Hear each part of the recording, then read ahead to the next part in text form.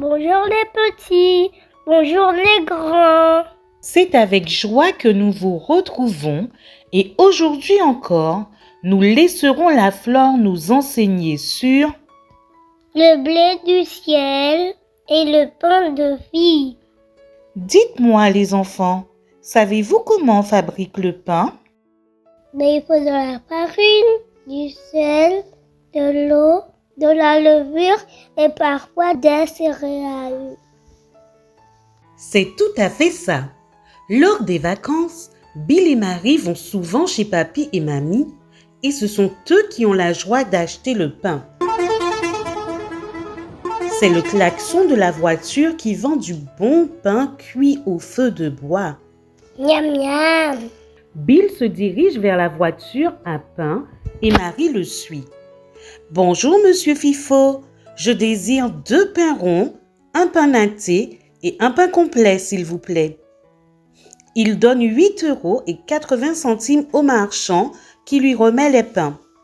Marie les enveloppe dans une belle serviette dans un panier que Mamie lui a donné.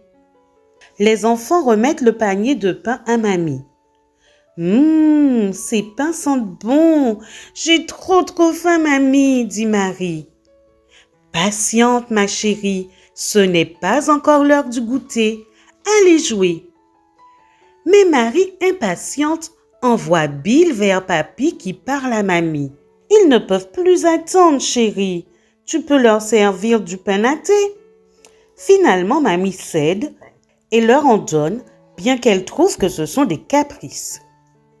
Après la traversée de la mer Rouge, le peuple d'Israël a réclamé de la nourriture à Moïse en lui rappelant qu'il mangeait en Égypte des concombres, des melons, des poireaux, des oignons, de l'ail et plein d'autres choses encore.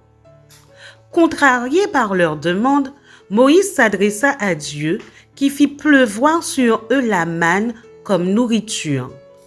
Il leur donna le blé du ciel, de la nourriture à satiété en très grande quantité. La manne ressemblait à de la graine de coriandre. Elle était blanche et avait le goût d'un gâteau au miel. Malgré cela, ils murmurèrent et demandèrent de la viande. Après avoir multiplié 5 pains et 2 poissons pour une foule de 5000 personnes, Jésus dit ceci. « Je suis le pain de vie. Celui qui vient à moi n'aura jamais faim. » Jean 6, verset 35. Grâce au blé, des milliards de personnes sont nourries dans le monde et pourtant, beaucoup de personnes souffrent de la faim. Bientôt, Jésus viendra mettre un terme à la faim dans le monde. Mais en attendant sa venue, chacun de nous peut éviter le gaspillage de nourriture et venir en aide à quelqu'un dans le besoin. Maintenant, je vous invite à vous préparer pour la prière. Notre Père, donne-nous notre pain quotidien.